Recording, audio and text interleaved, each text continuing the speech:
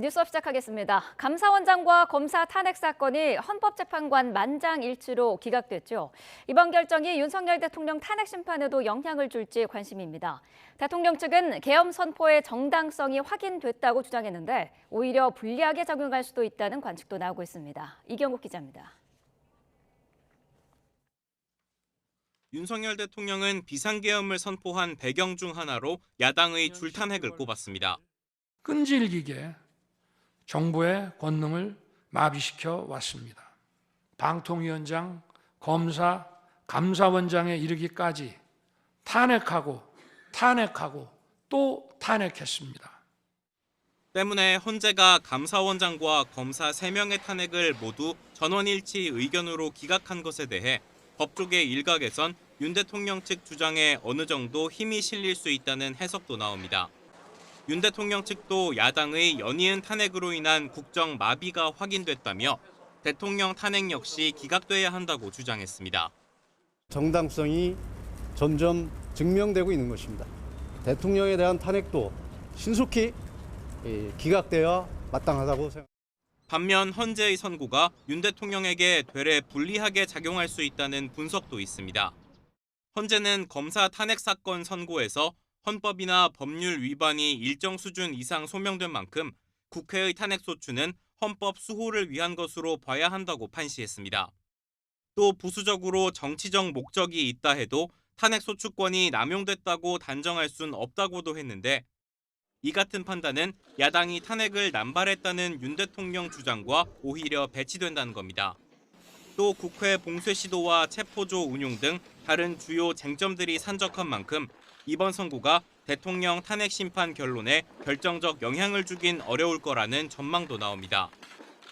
YTN 이경국입니다. 국민의힘은 민주당 이재명 대표의 대국민 사죄를 요구하면서 파상 공세를 폈습니다. 민주당은 헌재가 감사원장의 일부 불법 행위를 인정했다는 점에 의미를 두면서 윤 대통령 파면으로 전선을 돌렸습니다. 나혜인 기자입니다. 여당은 최재해 감사원장과 검사 3명이 애초 거대 야당에 밑보였다는 이유로 부당하게 탄핵소추됐다고 주장했습니다. 헌재의 기각 결정은 정치적 탄핵을 남발한 민주당에 철퇴를 가한 역사적 선고라고 호평했습니다. 대한민국의 법치주의가 다시 한번 지켜졌습니다. 국회가 가진 권한도 헌법과 법률의 테두리 안에서 행사되어야 함을 분명하게 확인시켜 주었습니다. 당내에선 이재명 세력의 방탄, 보복, 줄탄핵이 8번 연속 기각됐다며 국민 앞에 석고대죄하라는 맹비난이 쏟아졌습니다. 대통령실은 헌재가 사유조차 불분명한 무리한 탄핵소추에 경종을 울렸다고 환영의 뜻을 밝혔습니다. 민주당은 파면 결정을 받진 못했지만 감사원장의 위법 행위가 일부 인정됐다는 점에 의미를 뒀습니다. 공직자의 불법 행위를 예방하려는 헌법 수호 목적에서 적법 절차를 거친 탄핵소추를 권한 남용으로 볼 수 없다는 헌재 판단도 부각했습니다. 재발 방지, 또 헌법에 대한 정의, 해석 그런 것들 하는 측면에서 현재 진행되고 있는 이 탄핵소추가 탄핵 남발이라고 볼 수 없다 이렇게 분명히 적시를 했습니다.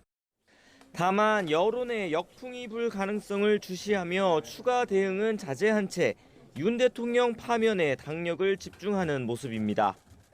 이번 기각 결정으로 민주당 안에서 거론돼온 최상목 권한대행과 심우정 검찰총장 탄핵 카드는 당분간 동력을 얻기 힘들게 됐다는 분석입니다. 반면 계엄 사태 이후 줄곧 수세에 물렸던 여당은 윤 대통령과 한덕수 총리 탄핵 선고까지 역공을 펼 걸로 보입니다.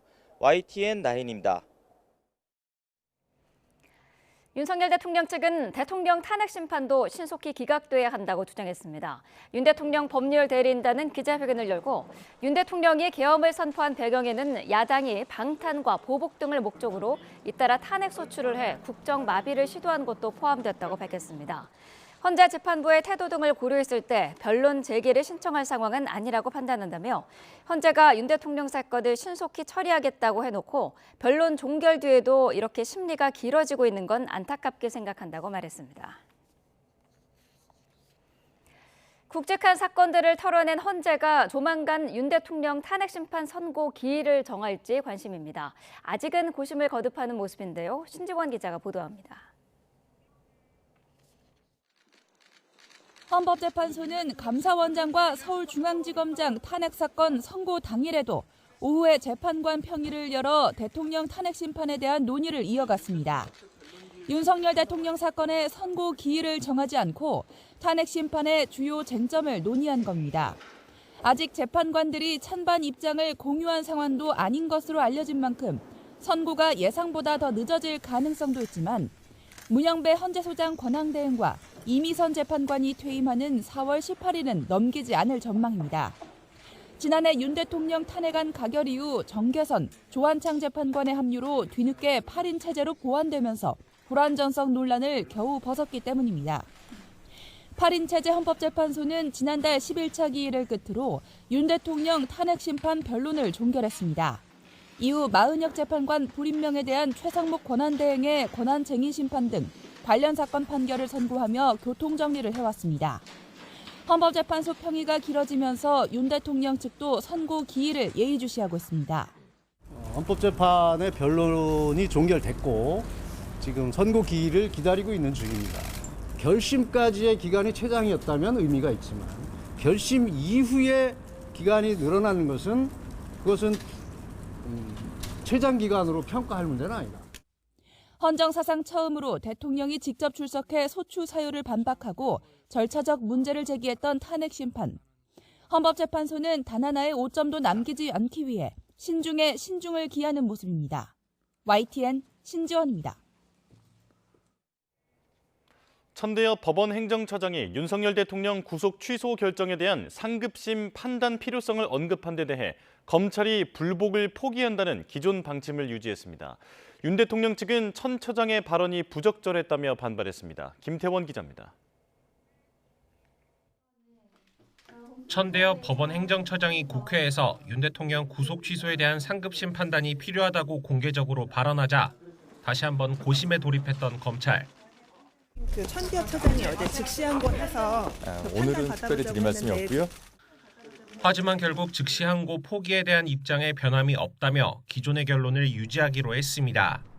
구속 취소에 대한 불복 여부는 검찰의 업무 범위인데다가 검찰총장이 숙고 끝에 준사법적인 결정을 내린 이상 어떤 외부 영향에도 흔들리지 않아야 한다는 겁니다.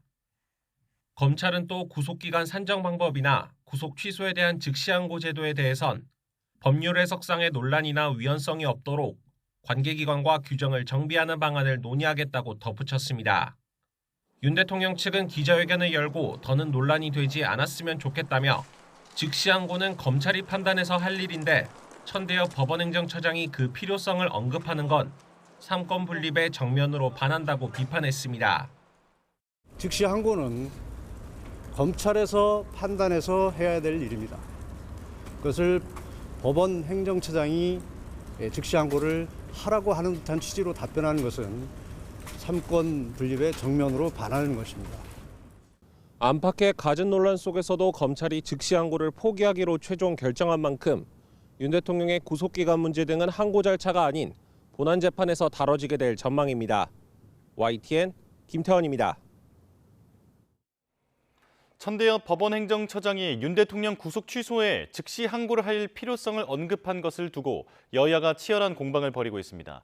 국민의힘은 사법부 스스로 재판의 독립성 원칙을 훼손했다며 강하게 반발했고 민주당은 지금이라도 항고해 잘못된 결정을 바로잡으라며 대검찰청을 항의 방문했습니다. 박정현 기자입니다. 국회 법사위 현안 질의에 나온 천대엽 법원행정처장은 윤 대통령의 구속 취소에 즉시 항고가 필요하다는 입장을 밝혔습니다. 추후 구속기간 계산 문제에 혼란스러운 상황이 지속할 수밖에 없는 만큼 상급심 판단을 받아볼 필요가 있다는 겁니다. 그 재판부의 결정에도 불구하고 일수로 계산하겠다라고 하고 있는 굉장히 혼란스러운 상황이 앞으로 좀 지속될 수밖에 없기 때문에 국민의힘은 천 처장 개인 생각에 지나지 않는다고 일축하면서 대단히 경솔한 발언이라고 유감의 뜻을 나타냈습니다. 사법부 스스로 독립성 원칙을 깬 참심제도의 근간을 뒤흔드는 발언이라는 주장입니다. 천 처장이 국회에 나와 자꾸 민주당 편을 들어주는 정치적 발언을 한다며 경고장도 날렸습니다. 재판을 고의 지연시킨다라고 지적하자 그렇게 평가하기는 쉽지 않은 상태라며 이재명 대표를 두둔했습니다. 이재명 세력을 위한 정치를 하고 있다고 밖에 볼 수 없습니다. 특히 이번 법원 결정에서 공수처 수사권 자체에 근본적 의문을 제기한 게 더 중요하다며 민주당이 애써 이 사실을 외면하려 한다고 쏘아붙였습니다. 민주당은 의원들이 대거 직접 대검찰청을 찾아 압박에 나섰습니다. 검찰이 유독 윤 대통령에 대해서만 항고를 포기하는 이유를 납득할 국민은 아무도 없다며 스스로 불신을 초래했다고 날을 세웠습니다. 천 처장 발언으로 검찰의 즉시 항고 포기가 아무런 정당성도 없음이 다시 한번 확인됐다며 시간을 끌지 말고 즉시 항고해 잘못을 바로잡으라고 촉구했습니다. 검찰이 즉시 항고를 통해 상급심의 판단을 받아 원칙과 기준을 정리하는 것이 가장 바람직한 최선의 방법입니다. 심우정 검찰총장 책임론도 거듭 강조했는데 다만 역풍을 우려해 탄핵 카드까지 꺼내는 데는 부담을 느끼는 기류도 감지됩니다. 윤 대통령 석방이 탄핵 선고의 변수로 작용하리란 분석도 나오는 만큼 여야 모두 여론전의 고삐를 바짝 조이는 모습입니다. YTN 박정현입니다. 정부가 오늘 임시 국무회의를 소집해 명태균 특검법을 처리할 예정인 가운데 최상목 대통령 권한대행이 거부권을 행사할지에 관심이 쏠리고 있습니다. 정부 관계자는 YTN과 통화에서 명태균 특검법의 처리 시한에 맞춰 오늘 임시 국무회의를 여는 것으로 안다고 전했습니다. 야당 주도로 지난달 27일 국회 본회의를 통과한 명태균 특검법은 명태균 씨와 여권 일부 인사의 여론조사 조작과 공천 개입 의혹을 수사 대상으로 삼고 있습니다. 공천 개입 의혹의 핵심 인물인 명태균 씨가 이른바 황금폰을 이미 제출해 증거인멸 우려 등이 없다며 법원에 구속 취소를 청구했습니다. 검찰의 참고인 자격으로 출석한 김병민 서울시 정무부시장은 오세훈 시장과 관련한 명태균, 강혜경 씨의 주장을 다시 한번 반박했습니다. 박종혁 기자입니다. 명태균 씨가 자신의 구속을 취소해달라며 변호인을 통해 법원에 청구서를 냈습니다. 자신이 구속돼 실질적 방어권이 제약되고 있다는 주장입니다. 또 도주와 증거인멸 우려도 없다며 구속을 취소해달라고 밝혔습니다. 무엇보다 이른바 황금폰을 지난해 제출해 검찰의 분석이 모두 완료된 상태라 증거인멸 우려 자체가 없다고 강조했습니다. 황금폰에 관련된 내용을 저희가 수기로 일부 적어오긴 했지만 실질적으로 변론권이 굉장히 제약되기 때문에 반드시 불구속 상태에서 재판이 진행되는 것이 오히려 국민들께 실제적 진실이 무엇인지에 대해서 알리는 좋은 기회가 될 거라 생각합니다. 명 씨와 함께 재판을 받고 있는 김영선 전 의원도 최근 법원에 구속 취소 청구서를 제출했습니다. 김 전 의원 관계자는 윤석열 대통령의 구속 취소를 보고 청구를 결정했다고 설명했습니다. 다만 김 전 의원 본인도 법원이 구속 취소 청구를 받아주진 않을 것으로 판단했다고 전했습니다. 이런 가운데 오세훈 서울시장의 여론조사 비용 대납 의혹을 수사하는 검찰은 김병민 서울시 정무부시장을 참고인으로 불러 조사했습니다. 명태균 그리고 강혜경이 쓰고 있는 거짓의 가면을 벗기고 명확한 진실을 규명하는 데 협조하기 위해서 오늘 이 자리에 왔습니다. 김 부시장은 오 시장이 김영선 전 의원에게 서울도시주택공사 사장직을 제안했다는 언론 보도에 관해선 오 시장은 그런 자리를 약속하는 사람이 아니고 한 적도 없다며 거듭 일축했습니다. YTN 박종혁입니다. 네, 계속해서 전국 상황 자세히 짚어보겠습니다. 박민영 국민의힘 대변인, 강성필 더불어민주당 부대변인과 함께하겠습니다. 어서 오십시오. 안녕하세요. 감사원장과 검사 3명에 대한 탄핵 심판이 전원 일치 의견으로 모두 기각이 됐습니다. 먼저 국민의힘 입장부터 들어볼까요? 네, 저희는 시종일관 무리한 탄핵을 남발하고 있다라고 비판을 했었고요. 네. 어제 그 사실을 한 번 더 확인할 수 있는 결과였다라고 생각을 합니다. 지금까지 민주당이 총 29차례 탄핵 소추안을 발의를 했고요. 네. 그중에서 13건을 단독으로 처리를 했고 현재까지 8건의 선고가 있었는데 8번 전부 다 기각이 됐습니다. 심지어 어제는 검사 3명 감사민과 최조의 감사원장 모두의 그러니까 전원 합의로 기각 결정이 되지 않았습니까? 네. 민주당이 주장했던 모든 혐의들이 다 탄핵이 되었다라는 건데 이 상황에 대해서 민주당이 책임 있는 입장을 보이지 못하고 있다는 점이 저는 제일 문제라고 생각을 하거든요. 오늘 아침 사설들만 봐도 거의 모든 언론들이 이쯤 되면 민주당이 정말 국헌을 문란하게 할 목적으로 행정부를 마비시킨 것이고 이에 대해서 정치적 책임을 져야 한다라고 이야기를 하고 있습니다. 그러나 민주당 측에서는 우리도 뭐 완벽하지는 않다 정도 엉뚱한 이야기로 뭉개고 있다라고 생각을 하고요. 지금 저희가 지적하는 것이 그 국무위원 탄핵되기만 하더라도 직무가 바로 정지되기 때문에 국무위원 또 변호사비도 국무위원 개인이 또 내야 되는 것으로 알고 있거든요. 네. 그러면서 변호사들 그 소위 문재인 이재명 대표 그 사람들에게 일감 몰아주기 의혹까지 그리고 최장 6개월 동안 직무가 마비되면서 발생하는 국고 손실 이런 것들을 대체 어디에다가 청구를 해야 되는 것인지 국민들께서 의문을 가지실 거다 이렇게 생각을 하고 민주당의 사과에 덧붙여서 앞으로 이런 어떤 탄핵이 기각됐을 때 야당 입장에서도 부담을 느낄 수밖에 없도록 페널티를 명시하는 등의 개헌 등을 포함한 이 사후 조치까지 완성을 해야 한다라고 생각을 합니다. 네. 민주당은 지금 감사원장 같은 경우에는 일부 불법 행위를 헌재가 인정했다라는 점에 의미를 좀 두고 있는 것 같아요. 그러니까 이제 어제 헌법재판소에서 전원 기각을 했습니다. 네. 사실 그동안의 어떤 탄핵과 관련해서 국민적으로 비판이 있었던 것도 사실입니다. 그렇기 때문에 저희가 탄핵을 하는 과정에서 부족함이 없었는지 저는 성찰은 해봐야 된다라는 것이 먼저 드릴 수 있는 말씀이고요. 그럼에도 불구하고 모두 탄핵한 건 아닙니다. 위법사항이 없었던 것도 아닙니다. 그리고 헌법재판소에서 어제 말을 했지만 탄핵 소추와 관련된 이유가 특정이 되었기 때문에 탄핵이 남용된 것은 아니다라고 분명히 밝혔고 위법성이 있었다. 다만 그 위법성이 파면에 이를 정도는 아니라는 것이죠. 그리고 지금 여권에서는 계속 민주당의 29건의 탄핵을 발의했다고 지금 주장하시는데 네. 중국 빼고 또 본인이 사퇴한 것 빼고 폐기된 것 빼면은 실제로 직무정지 당하신 분은 13분이라는 점을 먼저 말씀드리고요. 저는 어제 이 감사원장과 검사 3명에 관련된 이 헌법재판소의 그 재판은 김건희 여사와 관련된 재판이라고 생각을 해서 매우 안타깝습니다. 왜냐하면 감사원과 관련해가지고 탄핵 사유 중에 하나가 대통령실 관저 이전 공사를 부실하게 감사했다는 것이거든요. 네. 그러니까 동네 인테리어 업체가 수사기관이 법원에 영장을 받고서도 그 압수수색을 할 수 없는 1급 보안 시설에 그 보안 등급도 없는 업체가 자격도 없는데 거기에 참여해서 공사를 한 건데 그것도 하청을 준 겁니다. 근데 그 하청 업체들은 지금 이제 연락도 안 된 겁니다. 그런데 이 업체를 누가 추천했냐고 관리비서관한테 물어보면 기억이 안 난다고 합니다. 그런데 감사원은 기억이 안 난다라는 말을 듣고 그냥 그대로 끝낸 겁니다.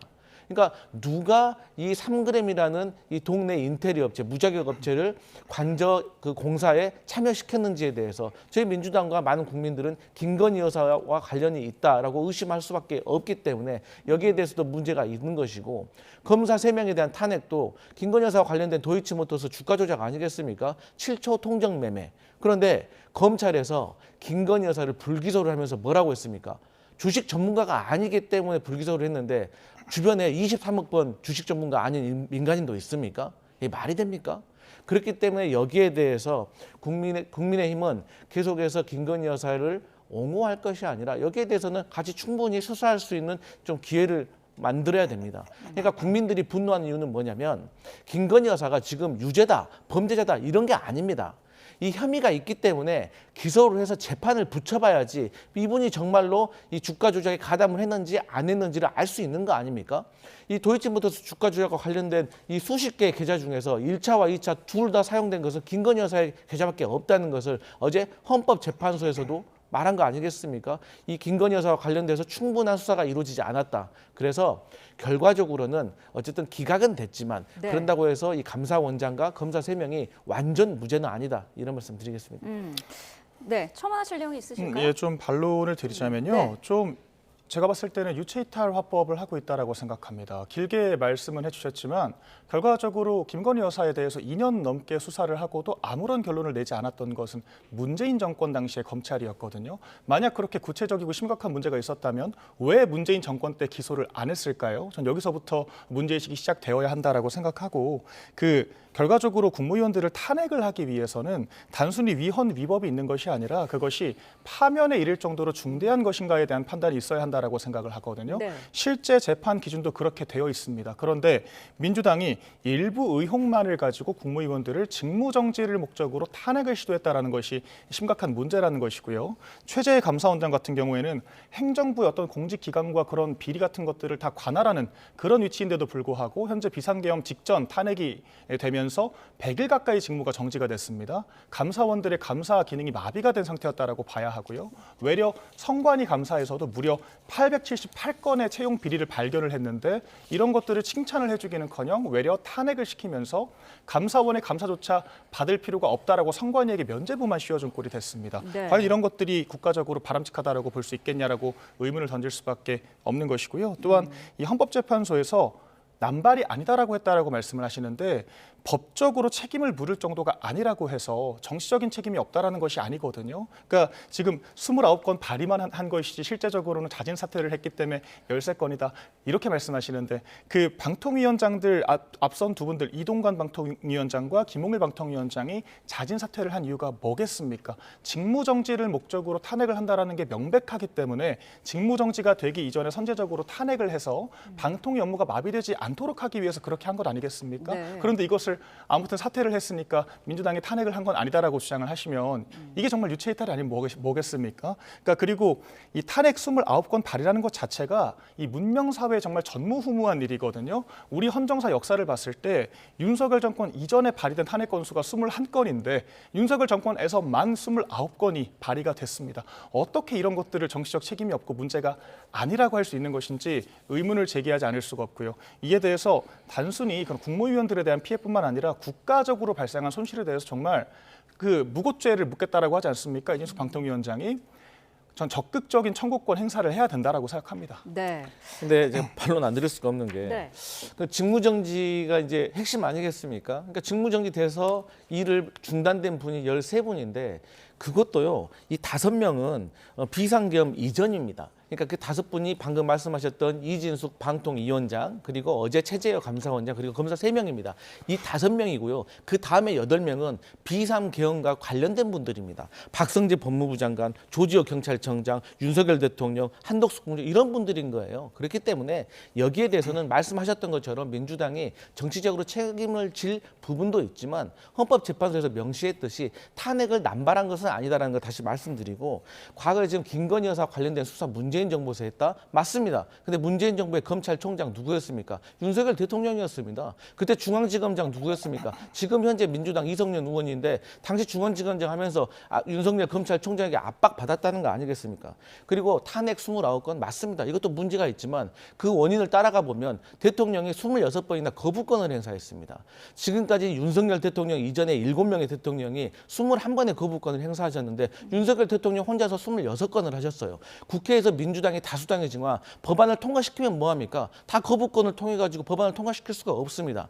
대한민국 대통령에게 거부권을 부여한 이유는 간단합니다. 미국 같은 경우는요. 정부가 법률 제출권이 없습니다. 그렇기 때문에 견제 장치로서 거부권을 주는 건데 우리는 정부가 법률 제출권도 있습니다. 그래서 이러한 문제도 같이 지적되어야 한다. 이런 말씀 드립니다. 짧게만 첨언하자면 네. 저는 그 26건의 제2구권 행사 또한 민주당의 입법 폭거의 증거라고 역으로 생각을 합니다. 왜냐하면 여야가 합의된 법이었다면 그리고 또 민생에 도움이 되는 법이었다면 대통령이 왜 제2요구권을 행사를 했을까요? 민주당이 사실상 제2요구권을 유도하기 위해서 합의되지 않은 위헌적인 법률들을 통과시켰기 때문에 거부권을 행사할 수밖에 없었던 것이고 그중 대다수는 위헌 소지가 다분한 특검 법안이었다. 이 점을 제가 지적을 드리겠고요. 네. 아까 말씀하신 비상계엄 이후에 탄핵됐다라고 말씀하셨던 박성재 법무부 장관, 야당 대표를 째려봤다라는 이유로 탄핵이 됐고 한덕수 총리, 헌법재판관을 빠르게 임명하지 않았다는 이유로 탄핵이 됐습니다. 과연 이것들이 비상계엄 전이냐 후가 중요할까요?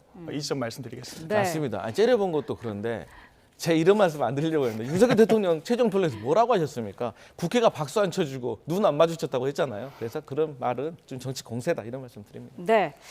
윤석열 대통령은 뭐 이전부터 계속 그 비상계엄 선포 배경 가운데 하나로 이 야당의 탄핵 이 부분을 언급을 했었는데 어제 헌재 선고가 나오면서 변호인이 비상계엄 정당성이 증명이 됐다. 그래서 대통령의 탄핵 심판도 기각돼야 한다. 이렇게 지금 주장하고 있지 않습니까? 예, 그러니까 대통령의 비상계엄 선포권이라는 것이 국가가 정말 전시 사태에 준하는 그런 비상 위기 상태라는 것이 또 전제 조건이지 않습니까? 네. 그런데 물론 이런 것들은 대통령의 주관적인 판단이 개입되기 때문에 확실히 어떤 상황이어야 한다라는 가이드가 없지만 지금까지 상황들로 봤을 때는 야당이 거대 의석을 이용해서 행정부를 마비시킬 목적으로 국무위원들을 탄핵을 해왔다라는 것이 드러나는 것이라고 생각을 하거든요. 물론 이는 대통령의 주관적 판단에 대한 것이기 때문에 법적으로 확실히 판단할 수는 없고 네. 저는 오히려 국민들이 어떻게 바라보고 있느냐가 중요하다라고 생각합니다. 그런 측면에서 대통령 변호인단 측에서도 어떤 여론조사 결과 같은 것들도 증거로 제출했다라고 하지 않습니까? 물론 이런 것들은 정성적인 주장이기 때문에 100% 이게 반영될 수는 없겠지만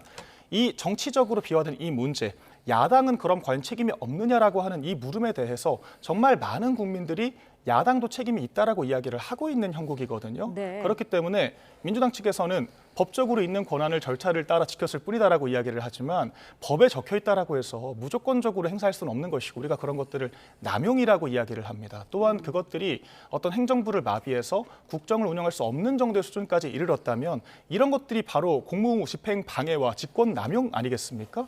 그러니까 이런 부분들로 봤을 때 야당도 책임이 없지 않다라는 것이고요. 이런 측면에서 과연 이 비상계엄 선포라는 것이 아무런 명분 없이 그냥 자의적으로 이루어진 것인지 아니면 대통령이 그렇게 판단할 수밖에 없는 구체적인 증거가 있었는 것인지를 판단했을 때 네. 8건 모두가 현재까지 기각됐다라는 것은 야당의 책임을 묻지 않을 수 없는 상황이다. 이렇게 보면 될 것 같습니다. 어제 헌재 판단이 대통령 탄핵 심판에도 영향을 줄 거라고 보시나요? 저는 주지 않을 거라고 봅니다. 이제 대통령과 관련된 탄핵 심판은 전혀 다른 문제이기 때문인 것이죠. 그런데 저는 그 윤석열 대통령 측에서 헌법재판소에다가 여론조사 결과까지 저는 제출했다는 소리를 듣고 좀 당황스럽습니다. 저는 여론조사하면 윤석열 대통령에게 무슨 이득이 있을까? 국정 운영을 할 때는 여론조사가 바닥을 쳤는데 직무가 정지되니까 상승됐다는 거 아닙니까? 저는 그 인과관계부터 좀 밝혀야 된다고 생각을 하고요. 우리 박 대변인께서 하신 말씀 맞습니다. 법에 적혀 있다고 해서 남용돼서는 안 됩니다. 하지만 이 비상계엄은요 법에 적혀 있지도 않고 법에 하지 말라라고 되어 있습니다. 그러니까 이재명 대표가 이런 말을 했잖아요.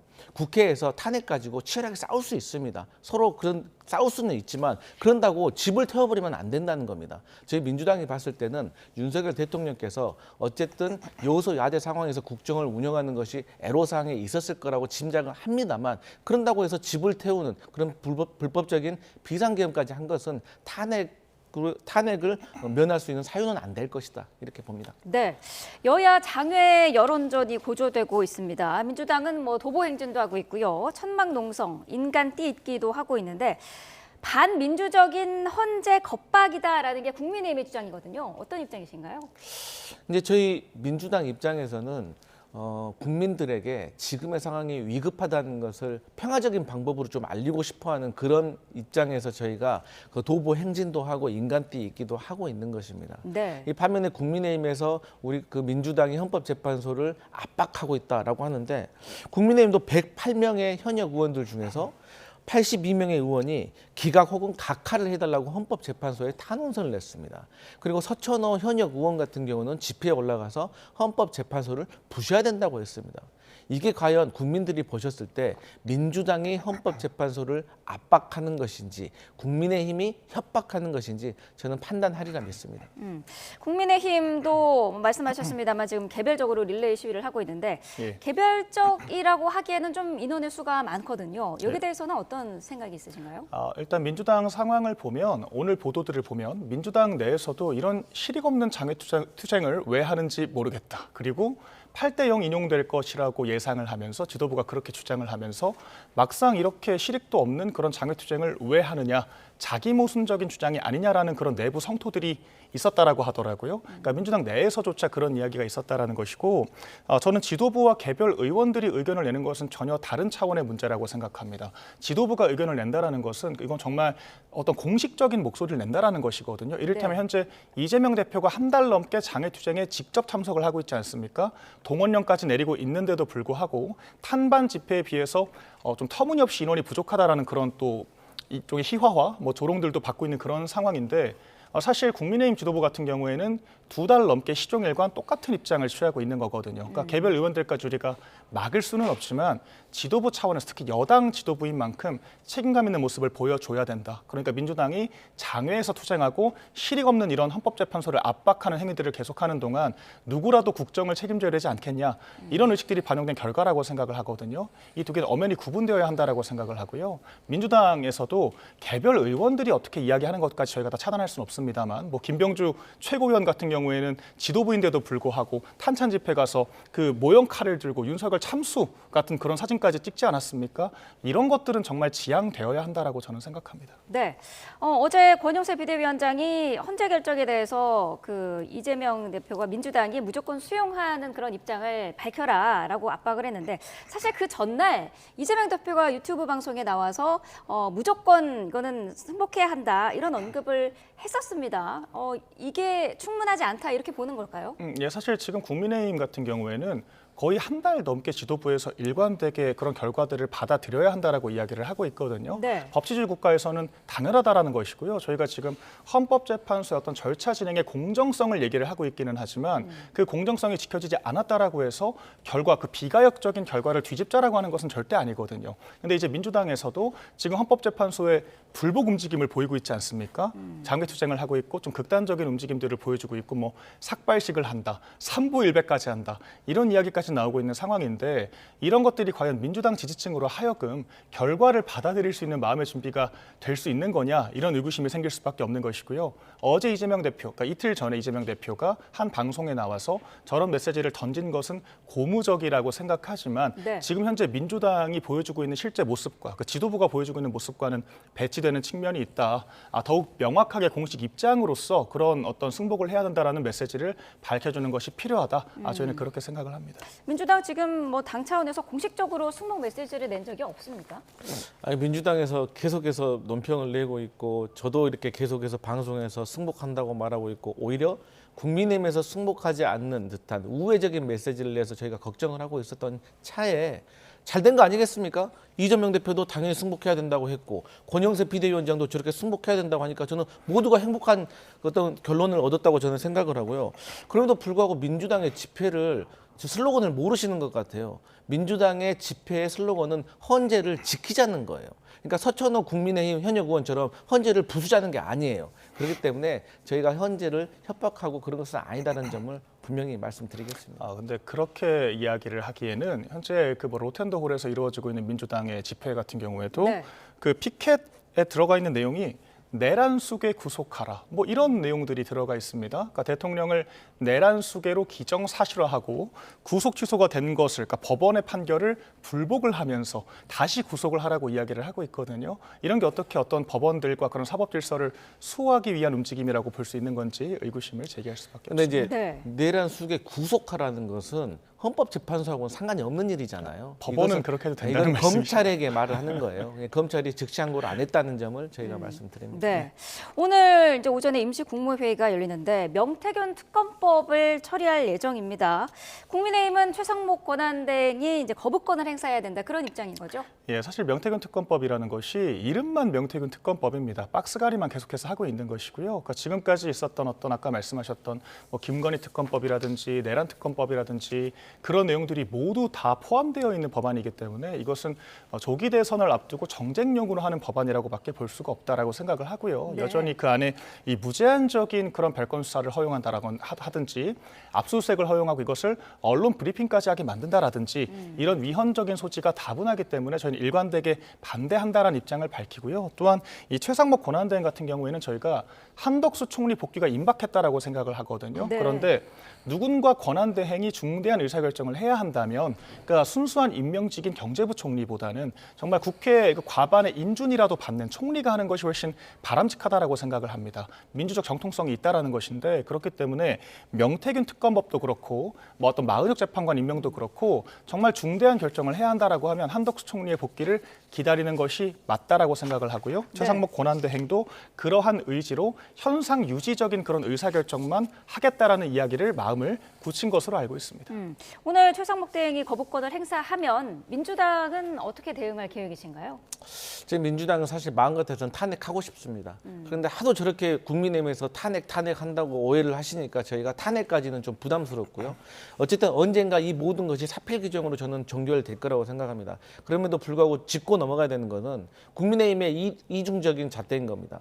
예를 들어서 심우정 검찰총장에게는 법원의 구속 취소에 대해서 따르라라고 하면서 최상목 권한대행에게는 헌법재판소에서 마은혁 후보자를 임명하라는 건 또 따르지 마라고 합니다. 최상목 권한대행은 여야 합의를 주장하는데 내란 상설특검 204표 여야 합의된 겁니다. 근데 추천하지 않았습니다. 그리고 소극적인 행정한다고 하는데 왜 경찰 고위직 인사는 행사한 겁니까?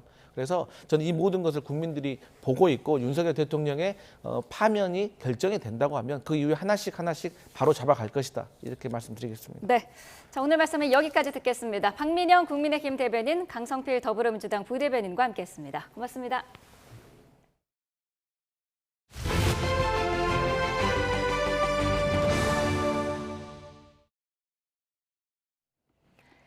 네, 경기 부천시에서 음주 교통사고를 내고 도주한 50대 여성이 경찰에 붙잡혔습니다.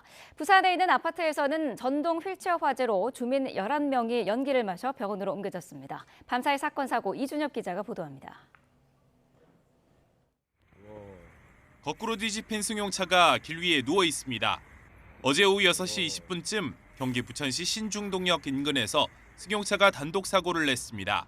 차가요 혼자 부딪히고 고가 그 밑에 시작하는 그 보도블록 같은 데 부딪혀서 혼자 뒤집어진 거예요. 그 바로 앞에 상가 입구로 도망가가지고. 운전자인 50대 여성은 도주했다가 인근 상가에서 붙잡혔고 음주 측정 결과 면허 취소 수치가 나왔습니다. 경찰은 여성을 음주운전으로 입건하고 자세한 사고 경위를 조사하고 있습니다. 곳곳이 검게 그을린 아파트 복도에 휠체어는 앙상한 뼈대만 남았습니다. 어제 저녁 7시쯤 부산 명지동에 있는 아파트 2층 복도에서 불이 나 40분 만에 진화됐습니다. 분리수거하고 돌아오는데 베란다 밖으로 살려달라고 할머니하고 할아버지, 애기들하고 막 소리를 지르더라고요. 이 불로 주민 21명이 연기를 마셨고 이 가운데 11명은 병원으로 옮겨졌습니다. 소방당국은 복도에 세워져 있던 전동 휠체어 배터리에서 불이 시작된 것으로 보고 있습니다. 어젯밤 9시 40분쯤에는 광주 봉선동에 있는 야산에서 불이 나 30분 만에 꺼졌습니다. 이에 앞서 어제 저녁 8시 50분쯤에는 경기 수원시 아주대학교 병원 로비에서 경비원에게 흉기를 휘두른 30대 여성이 현행범으로 체포됐습니다. 피해자는 팔과 이마 등을 다쳤고 생명에 지장이 없는 것으로 파악됐습니다. YTN 이준엽입니다.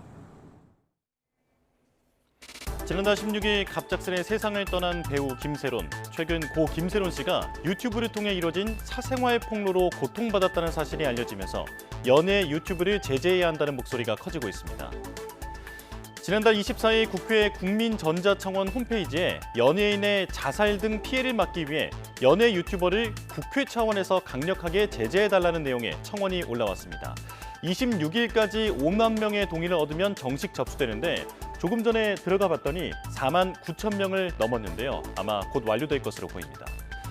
청원인은 고 김세론 씨가 몇 년 전 음주운전 사고를 일으킨 뒤 자숙하며 지냈는데도 유튜브 채널과 SNS를 통해 일거수일투족이 스토킹 수준으로 파헤쳐졌다고 비판했습니다.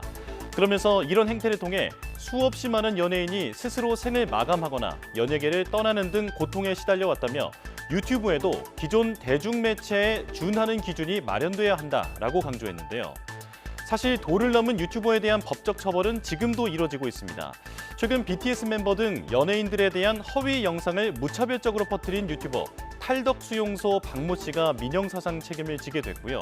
유튜버 구재혁은 쯔양을 협박해 돈을 뜯어낸 혐의로 징역 3년형을 받고 수감되기도 했습니다.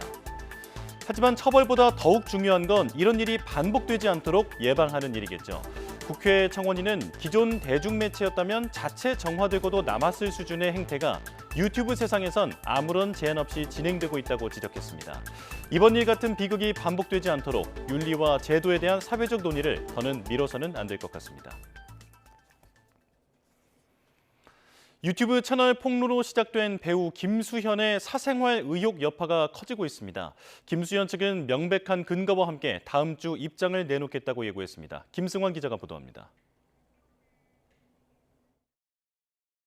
배우 김수현이 미성년자였던 고 김세론과 사귀었다는 의혹이 재점화됐습니다. 한 유튜브 채널에서 유족 측 발언을 인용해 당시 메시지와 사진을 공개한 겁니다. 김수현 소속사는 도저히 묵과할 수 없는 허위 사실로 가장 강력한 수준의 법적 대응을 검토한다며 강경 입장을 내놨습니다. 하지만 과거 사진 등이 추가로 공개된 뒤 여론은 급속도로 악화하고 있습니다. 김수현이 출연 중인 예능 프로그램 시청자 게시판에 하차 요구가 이어지고 있습니다. 배우 이미지와 여론에 민감할 수밖에 없는 광고계도 난감한 상황입니다. 현재 김수현은 여러 기업의 모델로 활동 중인데 공식 SNS에서 김수현 얼굴을 일단 내리는 등 상황을 예의주시하고 있습니다. 논란이 커지자 김수현 소속사는 재차 입장을 냈습니다. 사실관계를 바로잡고 근거 없는 루머에 대응하기 위해 명백한 근거를 바탕으로 다음 주 입장을 밝히겠다고 예고했습니다. YTN 김승환입니다. 갑작스레 세상을 떠난 가수 휘성의 조문이 오늘부터 가능합니다. 휘성 측은 오늘 오전 11시부터 삼성 서울병원 장례식장에서 조문을 받을 예정이라고 밝혔습니다. 또 고인이 가는 길을 조용히 추모할 수 있도록 장례식장 외부에서 추모객 취재를 자제해달라고 언론사에 요청했습니다. 북한 화물선이 중국 선박과 충돌에 침몰하면서 북한 선원 20명 가까이 숨진 것으로 전해졌습니다. 중국 주도로 구조 작업이 펼쳐졌지만 중국과 북한 모두 이를 공개하지 않고 있는데 정보당국은 석탄을 밀수출하려던 선박으로 의심하고 있습니다. 이종원 기자입니다. 사고는 지난달 말 중국 남동부의 한 항구 근처 해상에서 일어났습니다. 북한 화물선이 중국 선박과 충돌하면서 중국 당국 주도로 구조 작업이 진행됐지만 20명 가까운 북한 선원이 숨진 것으로 알려졌습니다. 짙은 안개로 시야 확보가 어려웠지만 북한 화물선은 선박 자동 식별 장치 AIS를 끈 채 항해하다 사고가 난 것으로 전해졌습니다. 중국 남동부 서해수역은 북한 화물선이 석탄 밀수출에 자주 이용한 것으로 유엔 안보리 대북 제재 위반에 해당합니다. 제재를 피해 석탄을 밀수출하려다 사고가 난 것으로 추정됩니다. 많은 인명피해에도 북한은 물론 중국 당국이 이를 공개하지 않고 있는 것도 이 같은 이유 때문으로 보입니다. 대략 외화 수입의 95%의 수입원이 사라진 상황입니다. 북한 당국의 국가 차원의 밀수와 그리고 중국의 밀수업자 간의 거래로 보여지고요. 앞서 지난 2017년에도 북한 화물선은 중국 장쑤성 레닌강 근처에서 중국 선박과 충돌에 침몰했지만 당시엔 선원들이 모두 구조됐습니다. 그 이전인 2011년 1월엔 북한 화물선이 비싼 지역에서 강풍을 만나 침몰하면서 17명이 숨지거나 실종된 사고도 있었습니다. 국가정보원은 이번 사고와 관련한 동향을 예의주시하고 있다고 밝혔습니다. YTN 이종원입니다. 경기도 성남시 운중동에 있는 야산에서 오물풍선이 뒤늦게 발견돼 관계 당국이 수거에 나섰습니다. 성남 분당경찰서는 어제 오후 4시 50분쯤 오물풍선이 발견됐다는 신고를 접수하고 군 폭발물 처리반과 함께 거둬들였습니다. 경찰은 발견된 오물풍선의 상태와 최근 바람의 방향을 고려할 때 지난해 살포한 풍선이 발견된 것으로 보고 있습니다. 트럼프 미국 대통령이 관세 보복에는 더 큰 보복으로 응징하겠다면서 유럽산 와인에 200% 관세를 경고했습니다. 관세 협의를 위해 미국을 찾은 통상교섭본부장은 미국의 채점 기준을 파악해 협상에 나서겠다고 밝혔습니다. 워싱턴 권준기 특파원입니다. 오는 4월 2일 상호관세 부과를 강행할 건지 질문에 트럼프 대통령 답변은 단호했습니다. We've been ripped off for years, and we're not going to be ripped off anymore. No, I'm not going to bend at all. Aluminum or steel or cars, we're not going to bend. 관세 전쟁으로 미국 경제도 피해를 입을 거란 지적에도 결국 승자는 미국이 될 거란 확신을 굽히지 않았습니다. They're going to be so much richer than they are. Trillions of dollars is being invested in the United States now that would have never, our country could have failed. Another 4 years at this. 트럼프 대통령은 보복 관세에는 더 큰 보복으로 맞대응하겠다는 뜻을 분명히 했습니다. 유럽이 미국산 위스키에 부과하기로 한 50% 관세를 철회하지 않으면 유럽산 와인에 200% 관세를 매기겠다고 경고했습니다. 트럼프 대통령의 관세 전쟁 강행 의지에 뉴욕 증시는 일제히 하락했습니다. 반면 금값은 안전자산 선호 심리에 사상 최고치를 기록했습니다. 미국의 상호관세 발표를 앞두고 정인교 통상교섭본부장은 워싱턴을 찾았습니다. 한국이 최고의 경제안보 협력 파트너라는 점을 내세워 관세 부과에서 호혜적 조치를 요청하고 미국의 채점 기준을 파악해 상호관세 피해를 최소화하겠다고 강조했습니다. 우리가 시험으로 친다면은 채점 기준이 나름대로 갖고 있지 않겠습니까? 그 채점 기준을 우선 파악을 해야 되고 그 기준에 맞게 우리가 또 고칠 거는 빨리 고쳐야 되고. 한국도 유럽처럼 보복 관세로 대응할 수 있을지 질문에 정 본부장은 현재 입장에선 명확한 답변을 할 수 없다고 답했습니다. 워싱턴에서 YTN 권중기입니다. 철강과 알루미늄에 대한 25% 관세를 시작으로 우리나라도 트럼프발 관세 전쟁의 영향권에 들어갔습니다. 정부는 철강 산업의 위기 극복을 위한 방안을 이달에 발표하기로 했습니다. 황기경 기자가 보도합니다. 철강, 알루미늄에 대한 관세가 끝내 현실화하자 정인교 통상본부장이 곧바로 방미길에 올랐습니다. 줄줄이 예고된 자동차, 반도체, 의약품 관세와 더불어 나라별 상호관세 문제도 협의하기 위해서입니다. 정 본부장은 미국과의 본격 협상은 이제 시작이라면서 국익 최대화를 위해 최선을 다하겠다고 밝혔습니다. 미국의 경제안보 정책에 가장 적합한 협력 국가가 한국이라는 점을 미국 측에 인식시켜 우리나라에 대한 경제 제재가 최소화될 수 있도록. 관세 예고와 유예, 번복이 잇따르다 보니 상황을 예의주시하던 정부도 바빠졌습니다. 일단 첫 폭탄을 맞게 된 철강 알루미늄 분야를 중심으로 위기 극복 방안을 만들어 이달 중 발표하기로 했습니다. 특히 앞으로 관세 회피를 위한 불공정 무역 시도가 훨씬 빈번할 것으로 보고 통상 방어 기능을 확대 강화할 방침입니다. 정부는 불공정 무역에 단호하게 대응하기 위해 통상 방어 조치를 강화하고 무역위원회의 조사 역량을 보강하고 있습니다. 또한 불공정 수입에 대응한 모니터링도 강화할 계획입니다. 최상목 권한대행도 미국으로 수출되지 못한 철강제가 국내 시장에 유입돼 시장 교란이 발생할 수 있다며 철저한 대응을 당부했습니다. 또 철강과 알루미늄이 포함된 파생 상품도 이번 관세 대상에 포함됨에 따라 관련 중소기업 피해가 클 것으로 예상되는 만큼 무역투자진흥공사, 포트라를 지원 창구로 지정해 초기 대응에 나서기로 했습니다. YTN 황혜경입니다. 이사의 충실 의무 대상을 회사에서 주주로까지 확대하는 내용의 상법 개정안이 야당 주도로 국회 본회의를 통과했습니다. 여당은 기업 경영을 위축시키는 반시장적인 법안이라면서 최상목 대통령 권한대행에게 제2요구권 행사를 건의하겠다고 반발했습니다. 김철희 기자입니다. 여야 이견이 크다는 이유로 한 차례 본회의 상정이 미뤄졌던 상법 개정안. 국민의힘은 부결 당론을 정했지만 과반을 차지한 야당이 찬성표를 던지며 국회 문턱을 넘었습니다. 상법 일부 개정 법률안 대안은 가결되었음을 선포합니다. 개정안은 이사의 충실 의무 대상을 회사에서 회사 및 주주로 넓히는 내용을 골자로 합니다. 야당은 법 개정을 통해 대주주에 집중된 기업 지배 구조를 개선하고 소액주주 권익을 더 두텁게 보호할 수 있을 거로 기대했습니다. 우리 증권 시장의 고질적인 문제로 지적되어 온 코리아 디스카운트를 해소할 시발점이 되리라고 기대합니다. 반면 여당과 재계의 우려는 여전합니다.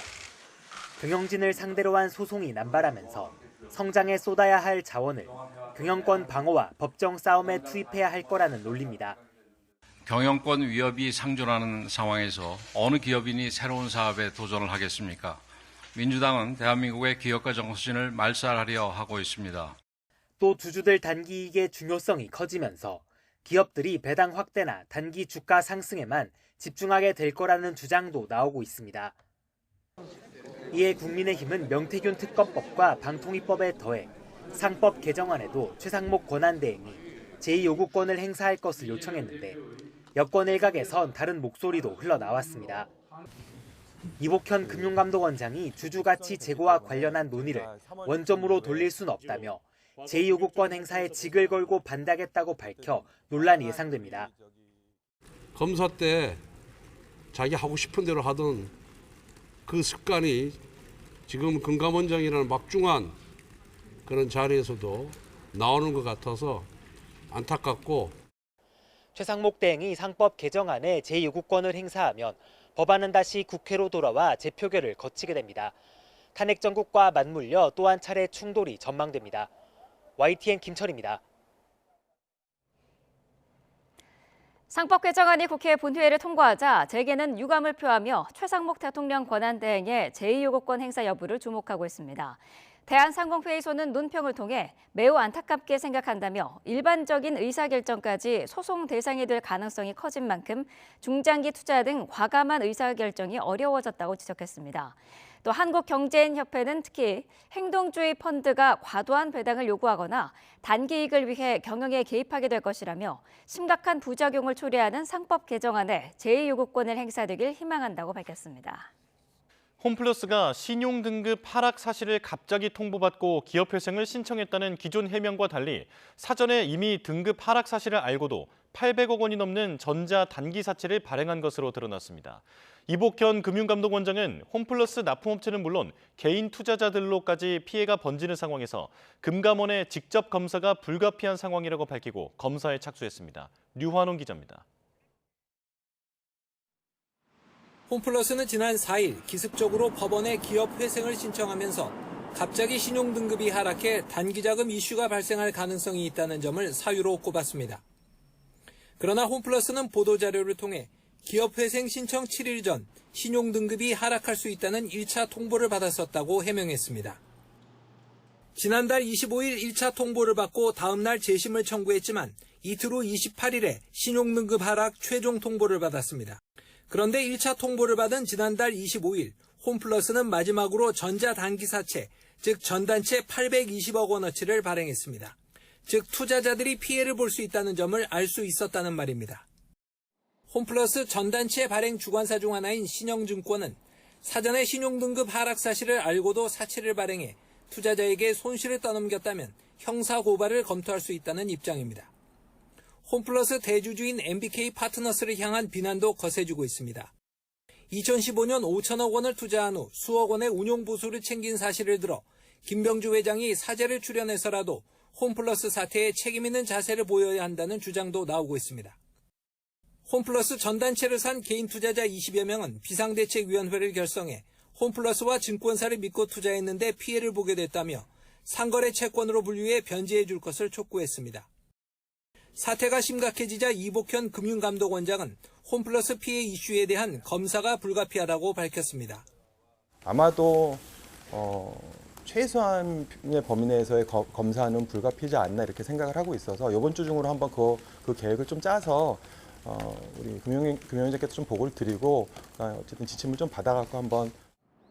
금감원은 이 원장 발언 후 홈플러스 기업 어음과 전단체 인수증권사인 신영증권을 비롯해 신용평가사 두 곳에 대해 검사에 착수했습니다. YTN 유환홍입니다. 카드사들이 홈플러스 상품권 결제를 줄줄이 중단하면서 홈플러스 상품권의 카드 결제가 막혔습니다. 우리카드와 하나카드, 롯데카드, BC카드, NH농협카드는 어제부터 홈플러스 상품권 구매와 충전에 대한 결제 승인을 중단했습니다. 이에 앞서 신한과 삼성카드는 지난주부터, KB국민과 현대카드는 그제부터 홈플러스 상품권 결제를 중단했습니다. 카드사들은 홈플러스 상품권의 제휴사 사용이 중단된 상황에서 고객 피해를 예방하기 위해 상품권 결제를 중단하고 있습니다. 카카오 역시 이번 주말부터 홈플러스 상품권 판매를 중단합니다. 카카오는 이르면 오는 15일부터 카카오톡 선물하기에서 홈플러스 상품권 판매를 중단할 방침이라고 밝혔습니다. 카카오 측은 공급사와 일정을 확인 중으로 이번 주말 판매를 중단할 예정이라고 설명했습니다. 포획이 금지돼 있는 국내산 암컷 대게를 일본산으로 속여 유통 판매해온 업체가 덜미를 잡혔습니다. 외국산을 국내산으로 속여 판매하는 경우는 많아도 국산을 외국산으로 둔갑해 파는 경우는 흔치 않은데요. 이유가 뭘까요? 화면으로 살펴보시죠. 수조 안에 보관된 국내산 암컷 대게입니다. 수산자원관리법상 암컷 대게와 어린 대게는 포획이 금지돼 있고 소지하거나 유통, 보관, 판매하는 것 모두 불법인데요. 때문에 국산 암컷 대게를 잡았을 경우 놓아줘야 하는데 일본산으로 속여서 유통업자에게 판매한 수산업자가 붙잡혔습니다. 실제 일본산 대게와 섞어서 유통업자에게 팔아왔는데요. 온라인에서는 국가가 금지한 맛이라고 소개했다고 합니다. 국내산 대게가 일본산으로 둔갑해 유통될 경우 소비자 혼란뿐 아니라 가격에도 영향을 미칠 수 있어서 우려가 큰 상황입니다. 다행히 국산 대게와 일본산 대게는 입모양으로 구별이 가능하다고 하는데요. 사진처럼 국내산 대게는 오필리오 종으로 입모양이 하나 일자고요. 일본산은 베어다이 종으로 입모양이 M자형이라고 합니다. 만약 시중에 일본산 암컷 대게라며 판매되고 있는데 입모양이 일자다 하면 꼭 신고해 주시기 바랍니다. 미래에 대한 불안감에 지난해 초중고 사교육비가 29조 원을 넘어 4년 연속 역대 최대 기록을 경신했습니다. 지난해 32조 원대인 삼성전자 영업이익에 맞먹는 규모입니다. 영유아와 이른바 N수생 교육비는 포함도 안 됐는데 사교육비 규모는 갈수록 커지고 있습니다. 이승은 기자입니다. 아이들은 학교 체육복을 갈아입을 새도 없이 학원으로 향합니다. 고물가에 힘들어도 부모는 학원비만큼은 못 줄입니다. 그냥 생활비 반은 사교육비로 가는 것 같은데 그럼 가방, 옷 이런 그런 거 사는 것들 그런 거는 많이 줄이고 사교육을 줄이진 않는 것 같아요. 힘들다고. 지난해 초중고 사교육비 총액이 29조 2천억 원으로 집계됐습니다. 1년 새 학생 수는 1.5%, 8만 명 줄었는데 사교육비는 7.7%, 2조 원 넘게 늘었습니다. 코로나로 감소했다가 최근 4년간 계속 역대 최대 규모입니다. 전체 학생의 1인당 월 평균 사교육비는 47만 4천 원으로 한 해 전보다 9.3% 늘었습니다. 사교육 참여 학생만 보면 1인당 월 59만 2천 원으로 7.2% 증가했습니다. 사교육 참여율도 1.5%포인트 상승하며 처음 80% 선을 넘었습니다. 이른바 킬러 문항을 없앤 정부 대책이 무색한 이 같은 결과는 제도 변경에 따른 불안감에 고물가가 함께 영향을 미친 것으로 보입니다. 고교 학점제와 함께 크게 바뀐 대입제도를 처음 적용받는 중학교의 경우 초중고 가운데 사교육비 총액 증가율이 9.5%로 가장 높았습니다. 고1의 지출 증가율이 9%를 기록한 것도 갑작스런 의대 증원 발표 영향일 가능성이 있습니다. 일단 공교육서부터 일단 문제가 있다고 봅니다. 거기에다가 이제 부모들이 또 경쟁 사회 되다 보니까 좀 더 그 경쟁에서 앞서기 위해서 자녀들 좀 더 잘 교육시키기 위한 그런 부분이 제일 크다고 봐야죠. 공교육 영역인 늘봄학교와 방과후학교 참여율은 36.8%로 한 해 전보다 4.3%포인트 감소했습니다. 고등학생의 EBS 교재 구입 비율도 수능과의 연계율 감소 영향으로 4년 연속 줄었습니다. YTN 이승은입니다. 취약 전 아동들의 사교육비도 만만치 않습니다. 5세 이하 유아들도 예체능 학원은 물론 영어, 수학, 논술학원 등도 많이 다니는데 한 달에 평균 30만 원 이상 학원비가 든다고 합니다. 염혜원 기자입니다. 초중고교 학생들 학원뿐만 아니라 취약 전 아동을 대상으로 하는 사교육도 갈수록 규모가 커지고 있습니다. 교육부가 6살 미만 아동 13,200여 명을 대상으로 시험 조사를 해봤더니 학원 다니는 유아는 조사 대상의 47.6%, 절반 가까이나 됐습니다. 특히 2세 이하도 24.6%가 사교육을 받았고 5세는 81.2%로 거의 모든 아이들이 학원에 다니고 있었습니다. 1인당 월 평균 사교육비는 33만 2천 원, 태권도, 피아노, 미술 같은 예체능 학원비가 17만 2천 원이었고 국어, 영어, 수학, 논술 같은 일반 과목 학원비는 34만 원이었습니다. 유치원이나 어린이집에 다니는 아이들보다 가정보육 유아가 사교육 참여율이 높았습니다. 영어 학원으로 등록된 영어 유치원을 다니면 가정보육으로 분류되기 때문입니다. 반일제 이상 영어 유치원비는 한 달 평균 154만 5천 원에 달했습니다. 이러한 유아 사교육비 증가 현상은 취학 뒤 초등학생의 사교육비 급증으로도 이어지고 있습니다.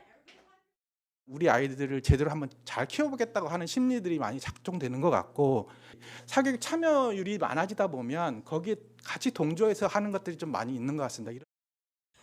교육부는 지난해에 이어 올해도 사교육 기관에 대한 실태 점검과 단속에 나서겠다고 밝혔지만 아이들이 줄어드는데도 사교육비는 점점 늘어나는 딜레마는 좀처럼 해결하지 못하고 있습니다.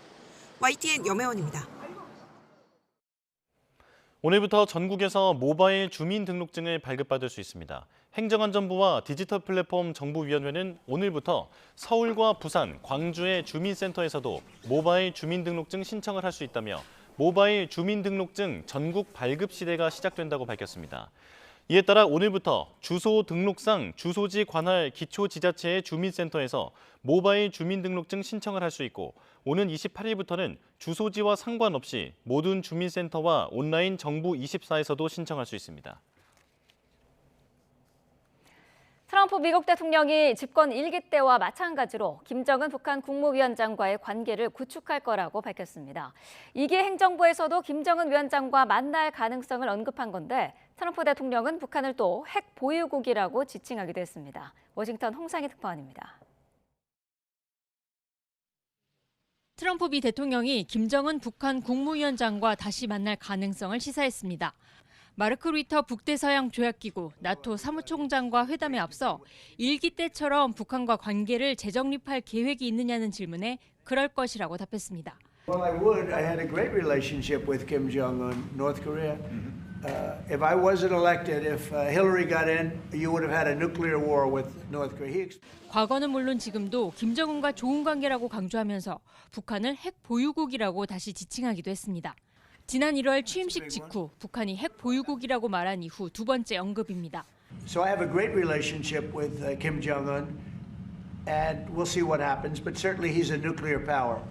트럼프 대통령은 2018년 북미 정상회담은 험난하고 거친 분위기 속에 시작됐지만 결국 만났고 한반도의 핵 전쟁을 막았다고 강조했습니다. The rhetoric was extremely tough. It was you had a speech in the UN, I remember. Yeah, that's right. It was a little bit dangerous. And then we met.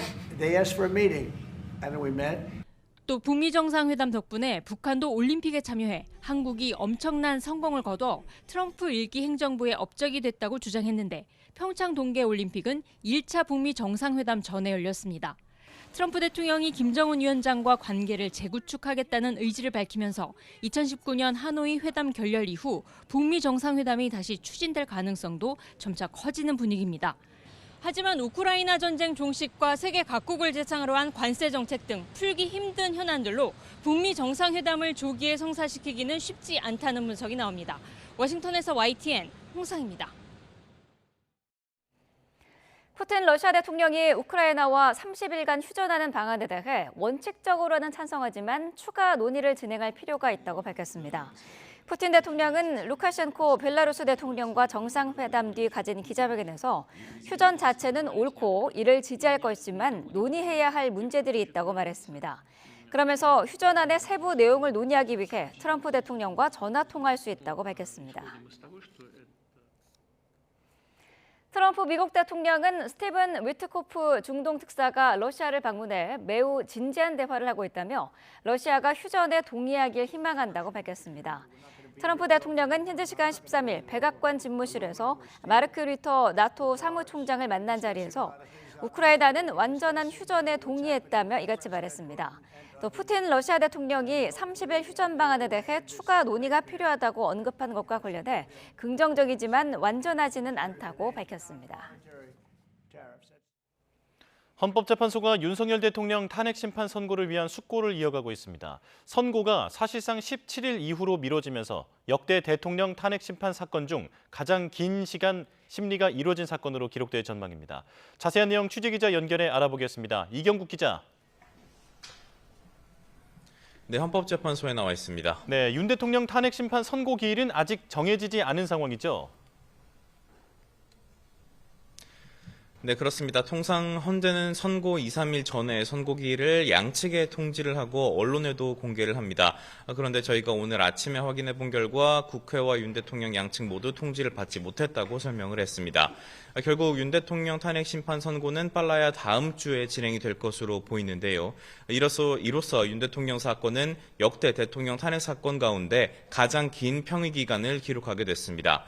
오는 17일, 그러니까 다음 주 월요일에 선고가 나온다고 해도 탄핵안 가결 뒤 93일 만에 선고가 나오는 건데, 노무현, 박근혜 전 대통령은 각각 63일 그리고 91일 만에 선고가 이루어졌습니다. 오는 18일에는 박성재 법무부 장관의 탄핵 심판 사건 변론이 예정돼 있는데요. 이 때문에 다음 주 중후반쯤에야 윤 대통령 사건 선고가 이뤄지지 않겠느냐는 전망이 나오고 있습니다. 다만 헌재가 한덕수 국무총리 탄핵 사건을 먼저 선고한다면 더 늦어질 가능성도 있습니다. 재판부의 평의가 길어지는 가운데 일각에서는 윤 대통령 구속 취소로 탄핵 찬반 양측이 현재 모두 격앙된 상황인 만큼 헌재가 어느 정도 냉각 기간을 갖지 않겠느냐는 분석도 함께 나오고 있습니다. 재판관들은 매일 윤 대통령 사건 평의를 이어가고 있죠. 네, 그렇습니다. 최재해 감사원장과 검사 3명에 대한 선고가 내려졌던 어제도 재판관들은 같은 날 오후에 윤 대통령 탄핵 사건 평의를 진행했습니다. 결정이 나올 때까지 매일 평의를 연다는 계획인 만큼 오늘 오후에도 평의는 계속될 것으로 보입니다. 재판관들은 쟁점별로 의견을 나누고 있는데요. 다만 아직은 재판관들이 찬반 입장을 공유하거나 결정문을 쓸 정도로 논의가 진행되지는 않은 것으로 알려졌습니다. 이와 함께 선고 과정을 생중계할지도 아직은 결정되지가 않은 상황인데 선고기일 통지와 함께 확정될 것으로 전망이 됩니다. 네, 헌재 부근에서는 오늘도 집회가 이어질 예정이죠. 네, 맞습니다. 일단 윤 대통령 탄핵 찬성단체들은 광화문과 경복궁역 부근에서 시국선언과 집회를 이어갈 예정이고요. 저녁 시간에는 안국역 부근에서 촛불 문화제도 예고가 돼 있습니다. 탄핵 반대단체들은 헌재 부근에서 집회를 이어가고 릴레이 삭발식도 진행한다는 계획입니다. 일부 단체는 철야 집회도 계획하고 있습니다. 경찰은 선고 전까지 기동 순찰대 230명가량을 투입해서 순찰 그리고 안전 위해 요소 확인을 진행하고 있습니다. 선고 당일에는 헌재가 있는 서울 종로구 그리고 중구 일대를 특별 범죄 예방 강화 구역으로도 선포한다는 계획입니다. 지금까지 헌법재판소에서 전해드렸습니다. 윤석열 대통령 탄핵에 반대하는 단체들이 비상계엄은 정당한 통치 행위였다고 주장하며 윤 대통령의 조속한 직무 복귀를 촉구했습니다. 대한민국 바로 세우기 국민운동본부 등 탄핵 반대 측은 어제 헌법재판소 앞에서 집회를 열고 계엄 선포는 민주당의 탄핵 소추 남발에 따른 불가피한 결정이었다며 탄핵안 각하 또는 기각이 합리적 판단이라고 외쳤습니다. 윤석열 대통령 탄핵 심판 선고를 앞두고 문화예술인들이 신속한 파면을 촉구하며 집단 단식에 나섰습니다. 윤석열 퇴진 예술 행동은 어제 광화문 광장에서 시국 선언을 하고 윤 대통령 탄핵이 인용될 때까지 야외 농성과 단식을 이어가겠다고 밝혔습니다. 내란 중요 임무 종사 혐의로 구속 기소된 김용현 전 국방부 장관이 법원의 잇따른 불수용 결정에도 향후 불구속 상태로 재판을 받게 해달라며 또다시 구속 취소를 청구했습니다. 김 전 장관은 어제 사건을 심리하는 서울중앙지법 형사합의 25부에 두 번째 구속 취소 청구서를 냈습니다. 김 전 장관은 앞서 지난달 20일 첫 번째 구속 취소 청구를 기각당했고 보석 청구 역시 1심에 이어 항고심에서도 받아들여지지 않았습니다. 천대엽 법원 행정처장이 전국 법원장들에게 국가적으로 엄중한 상황이라며 신속하고 공정한 재판이 구현되도록 법원 구성원들을 격려해달라고 당부했습니다. 천 처장은 전국 법원장 간담회에서 객관성과 중립성을 잃지 않고 오직 헌법과 법률에 의해 양심에 따라 독립적 재판을 구현해야 한다며 이같이 말했습니다. 오늘 간담회에서는 서울 서부지방법원 사태 이후 법원 청사를 안전하게 관리할 방안을 둘러싸고 토론이 진행될 예정입니다.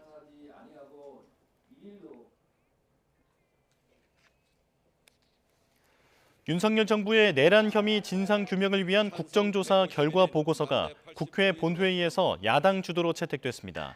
지난해 12월 31일 출범한 국조특위는 청문회 5차례와 현장 조사를 진행하고 지난달 28일 활동을 종료했습니다. 특위는 보고서에 적법한 계엄 시행을 위한 대책 마련, 국무회의 회의록 관리 강화 방안 마련 등을 시정조치 사항으로 담았습니다. 표결에 참여한 국민의힘 의원 전원은 모두 반대표를 던졌습니다. 대통령실은 윤석열 대통령이 석방 다음 날 삼청동 안가를 방문했다는 인터넷 매체의 주장에 대해 삼청동에 있는 국군 서울지구병원에 건강검진을 받으러 간 거라고 밝혔습니다. 대통령실은 대변인실 공지를 통해 윤 대통령이 지난 9일 삼청동 안가를 방문했다는 건 허위 주장이라며 이같이 밝혔습니다. 또 대통령은 석방 이후 관저에서 헌재의 결정을 차분하게 기다리고 있다며 그럼에도 최근 대통령실 내부 전원을 빙자한 허위 사실을 유포하는 사례가 있다고 덧붙였습니다.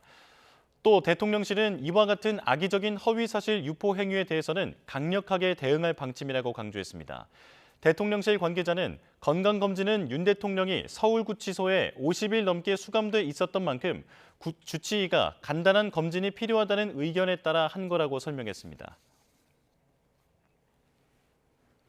더불어민주당 이재명 대표는 당내 3선 의원들과 오찬 간담회를 하며 윤석열 대통령 석방과 탄핵 심판 선고 전망, 향후 전국 등에 대한 의견을 나눴습니다. 이 대표는 국민의 불안감을 해소하려면 민주당이 내부적으로 단결하고 통합하는 안정적인 모습을 보여주는 게 필요하다고 말했다고 간담회에 배석했던 조승래 수석 대변인이 전했습니다. 참석자들은 불안한 시국에서 국민을 안심시키려면 통합 메시지뿐만 아니라 민생 경제 문제도 당이 유능하게 해결하는 모습을 보이는 게 필요하다는 취지의 제언을 한 것으로 알려졌습니다. 대통령 탄핵이 기각되면 단식을 하겠다고 말한 국민의힘 김상욱 의원은 당내 해명 요구에 자신이 당론을 반대하는 건 역설적으로 보수주의자이기 때문이라고 밝혔습니다. 김 의원은 여당 의원 전체가 참여하는 대화방에서 본인의 소신은 보수주의자로서 헌정 질서와 민주주의, 법치주의를 지키는 거라며 대통령이 탄핵돼야 한다는 생각 역시 그 연장선에 있다고 말했습니다. 네, 국민의힘이 곧 원내 지도부 회의를 엽니다. 최재 감사원장, 이창수 중앙지검장 등 탄핵이 기각되면서 여당은 무리한 탄핵 추진에 야당 책임론을 강하게 제기하고 있는데요. 바로 들어보겠습니다. 한국산 제품들 역시 고율 관세를 떠안게 되었고 철강 면세 쿼터도 폐기되었습니다. 미국발 관세 전쟁의 여파가 본격적으로 우리 경제를 강타하기 시작한 것입니다. 다음 달 초로 예정된 상호 관세 조치는 특히 우려스럽습니다. 무역 흑자국들의 비관세 장벽을 관세로 환산하겠다는 방침으로 미국 무역 대표부가 접수한 한국 관련 사안에는 소고기 연령 제한, 망 사용료 부과, 유전자 변형 작물 수출 규제 등이 포함되었다고 합니다. 여기에 반도체 자동차와 같은 한국의 주력 수출품에 대한 품목별 관세 도입까지 예고되면서 위기감이 더욱 커지고 있습니다. 나아가 한국이 민간국가로 지정될 가능성마저 제기되고 있어 충격을 더하고 있습니다. 이처럼 불확실성을 극대화하는 트럼프식 협상 전략은 개별 기업들, 특히 중소기업들의 개별 대응이 불가능합니다. 국가적 차원의 총력 대응이 필수적입니다. 현재 각국 정상들이 앞다투어 미국을 방문하고 있으며 정부와 의회가 한 목소리를 내며 그 국가 협상력을 극대화하고 있는 것도 바로 이런 이유 때문입니다. 하지만 우리는 어떻습니까? 대통령과 국무총리 동시 탄핵이라는 초유의 사태로 대미외교 컨트롤타워 부재를 겪고 있습니다. 특히 한덕수 총리는 주미 대사를 역임한 통상 전문가입니다. 지금처럼 어려운 시기에 한 총리가 제 역할을 하지 못하고 있다는 것은 국가적 불행입니다. 지난 12월 민주당 이재명 세력이 벌인 한덕수 총리 졸속 탄핵이 오늘날 외교통상 위기의 가장 큰 원인입니다. 권력 찬탈을 위해서라면 국익 정도는 얼마든지 희생할 수 있다는 것이 이재명의 정치라는 사실을 여실히 보여주고 있습니다. 뺑소니범이 사고 현장을 외면한다고 해서 잘못이 사라지지 않듯이 탄핵 폭주의 운전대를 잡아온 민주당도 다르지 않습니다. 이재명 대표는 줄 탄핵 비판에 대해 아무 잘못이 없다고는 생각 안 한다고 밝혔습니다. 자신이 한 말에 최소한의 염치가 있다면 한덕수 총리 뺑소니 탄핵을 신속하게 철회해야 할 것입니다. 어제 감사원장과 검사 3인에 대한 탄핵 소추가 헌법재판관 전원 일치로 기각되었습니다. 이로써 29건의 연색 탄핵 중 헌재가 선고한 8건의 탄핵 소추는 전부 기각되었습니다. 법리는 묻지도 따지지도 않고 오로지 장기간 직무정지를 목적으로 남발된 29번의 탄핵 소추는 모두 국정 파괴 보복 탄핵이자 이재명 방탄 졸속 탄핵이었다는 것이 여실히 드러났습니다. 헌법을 중대하게 위반하여 탄핵받아야 할 대상은 감사원장과 검사들이 아니라 이재명 대표와 민주당인 것입니다. 이재명 세력은 줄 탄핵으로 죄 없는 사람을 고발하여 징계를 주려고 한 무고죄, 국회 입법 권력을 사적 보복에 동원하여 직무정지시킨 직권남용죄, 내용도 없는 졸속적인 소추문을 작성한 허위 공문서 작성죄를 저질렀습니다. 이러한 범법 세력들이야말로 이제 국민으로부터 정치적 탄핵을 받아야 합니다. 이재명 대표는 29번의 줄 탄핵에 대해 잘못을 시인했습니다. 반성의 진정성이 있다면 이재명 대표가 해야 할 일은 3가지입니다. 첫째, 정략적 탄핵 남발을 포함한 민주당의 입법 독주, 입법 독재에 대해 국민 앞에 석고대조하십시오. 둘째, 한덕수 총리, 박성재 법무장관 탄핵도 기각이 뻔하니 국정혼란 수습을 위해 탄핵 소추를 철회하십시오. 마지막으로 작년 말 민주당이 탄핵에 이어 2차 보복 차원에서 일방 삭감 처리한 감사원 핵심 예산 60억 원, 검찰 핵심 예산 587억 원을 복원하십시오. 이재명 대표는 지금 일선의 감사원 직원들과 검사들이 어떻게 비리와 범죄를 잡아내고 있는지 아십니까? 내 돈 내감, 내 돈 내수, 내 돈 내고 내가 감사하고 내 돈 내고 내가 수사하는 실정입니다. 당연히 역부족입니다. 이재명 대표는 경기도의 법인카드로 소고기 사 먹고 과일 사 먹는 분인데 본인 지갑에서 돈 꺼내서 수사하고 감사하려면 하겠습니까? 검찰이 해야 할 일 중 하나가 네, 권성동 원내대표의 모두 발언 듣고 왔습니다. 미국 관세 정책에 대한 우리 측의 총력 대응이 필요한 상황인데 대통령과 국무총리 등 컨트롤 타워가 부재한 상황을 야기한 건 민주당이라면서 비판을 했고요. 자, 그리고 또 어제 2건의 탄핵 심판건을 포함해서 소추안 8건 모두 기각됐다면서 민주당과 이재명 대표에 대한 비판을 이어갔습니다. 자, 잠시 뒤에는 민주당도 회의를 여는데 박찬대 원내대표의 메시지가 나오는 대로 전해드리도록 하겠습니다. 자, 다음 주에도 헌재 움직임에 많은 이목이 쏠릴 것으로 보입니다. 어제 내린 2건의 탄핵 선고 내용이 윤 대통령 사건에는 어떤 영향을 줄지 김성수 변호사와 짚어보겠습니다. 어서 오십시오. 안녕하세요. 네. 자, 어제 이뤄진 최재 감사원장과 검사 3인의 탄핵 선고 모두 기각됐습니다. 그것도 8대0 재판관 전원 일치로 기각이 됐는데요. 자, 보수 진보 재판관 성향과 관계없이 하나로 의견이 통일돼서 기각 결정을 내렸는데 공통적인 근거가 뭐였습니까?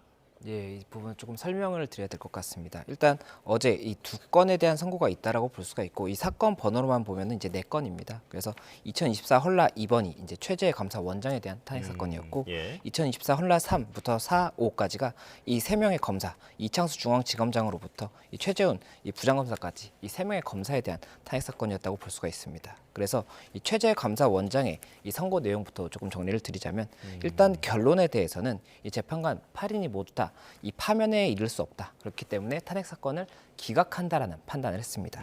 다만 이와 관련해서 이 일부 법정 의견과 별개 의견으로 해서 5대3으로 이 의견 자체는 조금 나뉜 부분이 있는데 이 그 법정 의견부터 설명을 드리자면 이 탄핵 사건의 이 쟁점 자체가 4가지였습니다. 일단은 이 감사원의 독립성을 훼손하는 행위가 있다라는 부분이 있었고, 또 국민권익위원장을 표적 감사한 부분이 있다. 또 감사원장으로서의 의무를 위반한 부분이 있다. 그리고 마지막으로 국회의 자료 제출 거부한 행위 자체가 또 어떠한 법률에 위반된다. 이런 부분들에 대한 주장이 있었고, 이것들이 감사원법 2조 1항이라든지 국가공무원법의 56조, 63조의 성실 의무라든지, 그리고 이 국회 증언 감정법상의 이런 법률의 위반이 있다라는 부분이 이제 주된 쟁점이었던 것인데, 이와 관련해서 일단은 이 재판부에서 봤던 부분은 이 전자문서 시스템, 이 감사원의 전자문서 시스템을 변경을 해서 이 주심위원회 승낙 없이도 이 감사 보고가 시행될 수 있도록 한 부분은 법률의 위반이 있다라는 부분을 인정을 했었습니다. 그리고 또 국회 현장 검증 과정에서 자료 열람 거부했던 이 부분에 대해서는 국회 증언 감정법을 위반한 부분이 있다, 이렇게 본 것이 있습니다. 다만 이 2가지 위반이 있다고 하더라도 이 파면에 이를 정도로 이 위반이 중대한지에 대해서는 그렇지 않다라고 판단을 하면서 이 법정 의견에서는 파면에 이를 수 없다라고 봤던 것이고, 이 별개 의견에서는 이 2가지 외에 1가지 더 위반이 있다라고 봤던 것이 이 훈령을 개정을 했습니다. 훈령을 개정을 해서 국무총리에게 공익감사 청구권을 부여하는 이 결과가 발생했던 부분이 있는데, 이 부분에 대해서도 이 법률상의 위반이 있다라고 봤습니다. 다만 이러한 위반이 있다고 하더라도 이 별개 의견에서도 파면의 정도에 이른 위반은 아니다라고 봤기 때문에 이 결론적으로는 이 기각에는 모두 다 만장일치로 판단이 됐던 그런 사안이라고 볼 수가 있습니다. 그리고 일부 위배 또는 위법 사항이 있기는 하지만 파면에 이를 정도는 아니다. 맞습니다. 지금 그렇게 결론이 났다라는 거잖아요. 자, 다음 질문으로 바로 넘어가 보겠습니다. 자, 최재 감사원장 기각 결정문을 보니까 눈에 띄는 점이 있더라고요. 특정 문구가 4번이나 등장하는데 탄핵소추 의결서에 적시되지 않은 사유이므로 판단하지 않는다라고 하는 내용이 4번이나 나옵니다. 그러니까 소추 의결서에 없는 그 탄핵 사유는 애초에 들여다보지 않겠다, 이런 의미라고 보면 되는 걸까요? 네, 맞습니다. 이 부분에 대해서는 탄핵 사건의 이 형식적인 부분에 대한 판단을 명확하게 했다라고 볼 수가 있는 것이고, 이 소추 의결서에 나와 있는 부분에 대해서만 다퉈야 되는 것이 원칙인 겁니다. 그런데 아무래도 국회 측의 주장에 있어서 소추 의결서에 이 담겨 있지 않은 내용으로 보이는 이런 쟁점들도 있었던 것으로 보았기 때문에 그 부분에 대해서는 의결서에 없기 때문에 판단하지 않는다라고 이렇게 명확하게 기준을 제시한 것이 아닌가 생각이 되는 것이고, 이 부분에 대해서는 이제 향후에 탄핵 사건에서도 계속해서 쟁점이 될 수가 있는 부분이기 때문에 이 부분 관련 이 청구인인 국회 측에서는 탄핵소추 의결서 내에서 이런 법리적인 주장을 하는 것을 조금 더 이제 신중하게 접근하지 않을까 생각이 되고, 또 피청구인인 이 탄핵의 대상자의 입장에서는 이 부분 관련해서 의결서에 없는 부분이라고 한다든지 아니면 의결서에 포함된 것이 명확하지 않은 부분이라고 한다면 이것들에 대해서 구분해서 이제 주장을 해야 된다라고 법리적인 주장을 할 수가 있기 때문에 그런 부분이 향후 쟁점이 되지 않을까 생각이 됩니다. 자, 윤 대통령 측은 비상계엄 선포의 결정적 계기 중에 하나로 감사원장 탄핵을 언급해 왔었는데요. 이 감사원장 탄핵이 기각됐기 때문에 계엄의 정당성도 증명했다라고 주장하고 있습니다. 자, 이에 따라서 대통령 탄핵도 기각 또는 각하돼야 한다라고 보고 있는데, 자, 논리 구조상 가능한 주장입니까? 아무래도 논리 구조상은 가능한 부분이 있다라고 보입니다. 일단 윤 대통령 측에서 주장을 하고 있는 것이 계엄의 정당성을 주장을 하고 있는 것이고, 국가 비상사태였는지가 쟁점이 되고 있습니다. 그리고 윤 대통령 측이 국가 비상사태로 판단했던 이 근거 중에 하나가 이 국회에서 계속해서 이제 이어지는 탄핵소추 의결 자체에 대해서도 이 국가 비상사태의 이 판단 근거 중에 하나다, 이렇게 주장을 했던 부분이 있었기 때문에 이와 관련해서 일단은 이 탄핵 사건이 계속해서 기각이 된다라고 한다면 이 윤 대통령 측이 주장하고 있는 이 다수의 탄핵이 그 기각의 대상이 될 수 있는 그런 적절하지 않은 탄핵이었다라는 주장을 통해서 그 논리를 세울 수는 있을 것으로 보입니다. 다만 어제의 판단에서도 이 탄핵 사건에 대해서 이 소추권이 남용됐다든지 이런 부분들에 대해서는 이 검사의 판단에서 검사들의 이 판단에서 이 부분 소추권의 남용은 아니다라는 이 선을 그었던 부분이 있기 때문에 이런 부분들에 대해서까지도 그렇다면 이 논리를 그대로 적용할 수 있을지에 대해서는 향후에도 쟁점이 될 것 같습니다. 지금 말씀해주신 대로 지금 국회의 탄핵 소추권은 권한 남용이라고 볼 수 없다라고 하는 문장도 명시가 되어 있었거든요. 자, 그런데 줄 탄핵이 비상계엄의 배경이다라고 했던 게 그동안 윤석열 대통령 측의 주장인데, 지금 이 주장과는 반대되는 내용으로 해석이 된단 말입니다. 자, 그렇다면 윤석열 대통령의 이 탄핵 심판 결과에도 어떤 영향을 주지 않을까, 이렇게 분석이 나오더라고요. 예, 맞습니다. 만약에라도 어제의 사건이 탄핵 소추권이 남용됐다라고 한다면 이것이 기각이 아니라 각하가 됐을 수도 있습니다. 그리고 예. 각하되는 사건이 많았다라고 한다면 그렇다면 남용됐다는 것을 헌법재판소에서 인정했다라고 볼 수가 있기 때문에 예. 그렇다면 윤 대통령 측의 이 주장에 더 힘이 실리는 그런 부분이 될 수가 있겠지만 어쨌든 탄핵 소추권 남용은 아니다 이렇게 지금 정리를 했었기 때문에 그렇다라고 한다면 이 남용이 아니라고 했을 때도 그렇지만 기각은 된 상황이기 때문에 이것이 어느 정도의 힘이 실릴 수 있을지에 대해서는 조금 더 봐야 되는 부분이 있고 헌법재판소에서 결국에는 이 각각의 사안에 대해서 이것을 연결해서 판단할 수 있는 사실관계로 볼 것인지 아니면 이것을 개별 사실관계로 보아서 각각의 판단을 달리할 수 있을 것인지도 봐야 될 것 같습니다. 예. 자, 이제 대통령의 선고일이 도대체 언제가 될지에 대한 전망으로 넘어가 보겠습니다. 아직도 윤석열 대통령의 선고 기일이 나오지 않았는데 이게 그동안은 14일이 가장 유력해 보인다 하다가 이제는 다음 주 안에는 나와야 한다. 3월 안에는 나올 것이다. 계속 좀 미뤄지는 듯한 느낌이거든요. 언제쯤 나올까요? 예, 정말 예상할 수 없는 것 같습니다. 저희가 여러 가지 추측을 했던 근거들이 있었지 않습니까? 뭐 기존에 이 앞서의 사건 같은 경우에 11일에서 14일 정도의 이 평의견이 있었다라든지 그리고 또 매주 금요일에 이 선고가 있었다라든지 이런 것들을 기준으로 했던 부분이 있었고 또 이제 헌재에서 18일 전까지 계속해서 이 일정을 비워둔 그런 부분이 있었기 때문에 그 전에 선고가 될 것이다 이렇게 예상했던 부분이 있는데 지금에 와서는 이런 추측들이 다 틀렸다라고 볼 수가 있기 때문에 그렇다면 다음 주에도 금요일에 선고가 될 것인지 아니면은 다른 요일에 선고될 것인지 이런 부분도 봐야 되는 것이고 다음 주에 선고될 수 있을 것인지에 대해서도 단언을 할 수 없는 그런 상황이 있기 때문에 일단 여러 가지로 변수가 있지 않을까 생각이 되고 결국에는 결론은 이 기간도 중요하겠지만 이 평의의 결과에 대해서 이 현재 내부에서도 어느 정도의 합의가 이루어져야 되는 부분이 있기 때문에 이에 대한 정리가 아직까지도 조금 진행되고 있는 것이 아닌가 이렇게 생각이 됩니다. 예. 자, 그런가 하면 한덕수 국무총리 탄핵 결론이 지금 이미 나온 것 아니냐라고 하는 그런 추측도 정치권에서 좀 돌고 있습니다. 이게 만약 사실이라면 지금 선고 기일은 아직 잡지 않았단 말이죠. 헌재는 어떤 점을 고려하고 있을까요?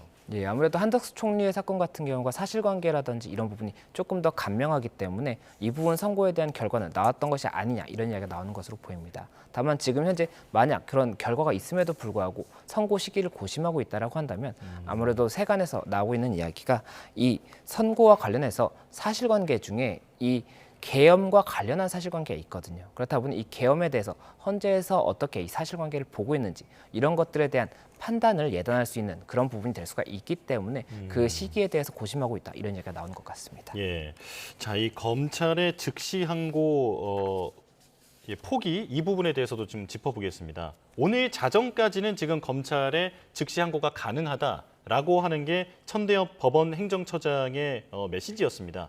자, 그런데도 검찰은 그 즉시 항고를 포기하겠다라고 하는 그 입장을 계속해서 유지하고 있는데 재차 같은 결론을 내린 배경이 뭘까요? 예, 아무래도 대검에서도 여러 가지로 이제 판단을 한 것으로 보이고 이 즉시 항고 여부에 대해서는 이 검찰에서 결정을 할 수 있는 이 지휘권의 이제 이 재량에 속한다고 본 것으로 보입니다. 그리고 또한 지금 현재 즉시 항고를 하지 않겠다라는 것을 전제로 해서 석방을 한 상황인데 이 지금 현재의 상황에서 다시 즉시 항고를 한다라고 하면 이 석방에 대해서 다시 해석을 해야 되는 부분도 있기 때문에 그런 부분들에 대한 여러 가지를 감안한 것이 아닌가 생각이 됩니다. 예. 자, 그리고 본안에서 짚고 넘어가겠다라고 했던 게 그 김서구 법무부 대행의 이야기이기도 했었습니다. 자, 그런데 본안에서 이 부분을 다툴 수 있는지도 좀 궁금하거든요. 유무죄를 가리는 자리에서 구속 취소에 대한 내용을 다룰 수 있는 겁니까? 이 본안에서 구속 취소 자체를 다투겠다기보다는 구속 취소에서 나왔던 이 논리가 있지 않습니까? 법원의 논리에 대해서 다툴 수밖에 없는 것이 만약에라도 이 기소 자체가 뭐 무효가 될 수 있을 정도의 불법성이 있다라고 한다면 공소 기각 판결의 대상이 될 수가 있기 때문에 이 부분에 대해서는 법리적인 주장이 필요한 부분이 있습니다. 또 공수처의 이 수사권이나 이런 부분들에 대해서 법원에서 의문을 제기한 부분이 있는데 만약에 이 의문이 공수처의 수사권이 없다라고 인정이 된다라고 한다면 증거 능력 인정이라든지 또 이 공소 제기의 절차에 있어서의 수사 과정 이런 것들도 문제가 될 수가 있기 때문에 그런 부분들에 대해서는 본안에서도 쟁점이 될 수밖에 없을 것 같습니다. 예, 수사 기소의 정당성을 따지는 과정에서는 쟁점이 될 수도 있다라고 말씀을 해주셨습니다. 지금까지 김성수 변호사와 함께 이야기 나눠봤습니다. 고맙습니다. 고맙습니다.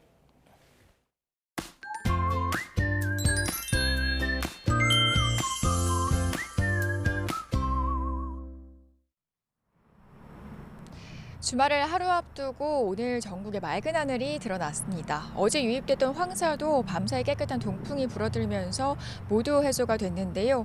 오늘 낮 동안 전국이 대체로 포근한 가운데 이 동풍의 영향으로 특히 서쪽 지방을 중심으로는 기온이 더욱 껑충 올라가겠습니다.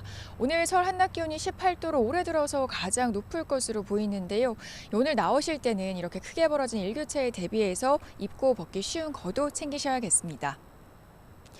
간만에 먼지와 안개가 모두 걷히고 오늘 전국적으로 맑은 하늘이 이어지겠습니다. 앞으로 당분간은 공기가 깨끗하겠는데요.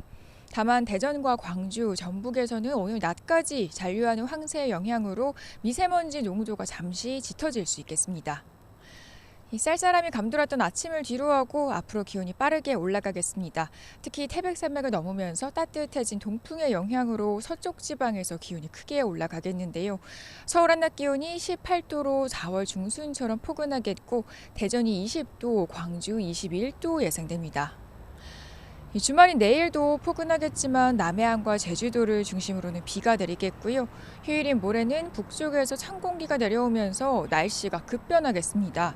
다시 찾아온 꽃샘추위 속에 강원과 경북에는 대설특보 수준의 무겁고 많은 눈이 쏟아지겠고요. 그 밖에 전국에도 많은 비나 눈이 예상됩니다. 한동안 예년보다 포근한 날씨가 계속되면서 대기는 메말랐습니다. 특히 동해안에는 건조특보도 내려졌는데요. 주말 맞아서 산행 가신다면 불씨 관리 철저히 해주셔야겠습니다. 지금까지 서울 상암동에서 YTN 고은재입니다. 네, 뉴스업 금요 순서 마칩니다. 시청해주신 여러분 고맙습니다.